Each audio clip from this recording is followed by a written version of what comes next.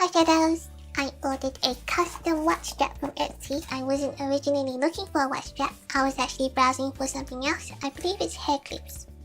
I didn't find what I was looking for, but I got this. I stumbled upon this listing. Here it says engraved silicone straps for a Samsung Galaxy Watch 8, which is the one I'm wearing right now. The seller's based in the UK, so it didn't take very long to get here. I was reading the reviews. I saw some images. Seeing the other customers' images was sort of what convinced me to get my own. This is from another customer. I don't know if you can see it. Someone else got a cinema roll one, which is very cute. On my watch face is the logo of H.O.T. Even though the strap is also pretty, I would like a strap that's fitting to the entire theme, you know? I asked the seller to engrave this H.O.T pattern all over my watch strap. He was very quick to respond to my messages, which I appreciate. Thank you, Paul. He sent me these pictures to give me an idea of what it will look like. So now I'm gonna open it and see how it looks. Got my knife.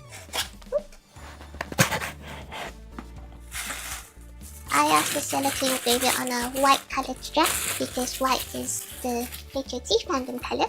Ooh, so the logo here and the little text says H.O.T. It's not very flashy, like in your face kind of design, but I like it.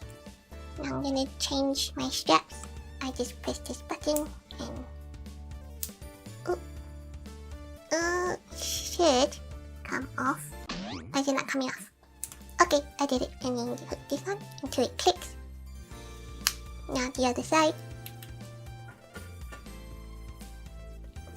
Ooh, it looks like a plain strap when you look at it from a distance, but if you look closely, you'll see it. Not too shabby. Come on, this is H.O.T.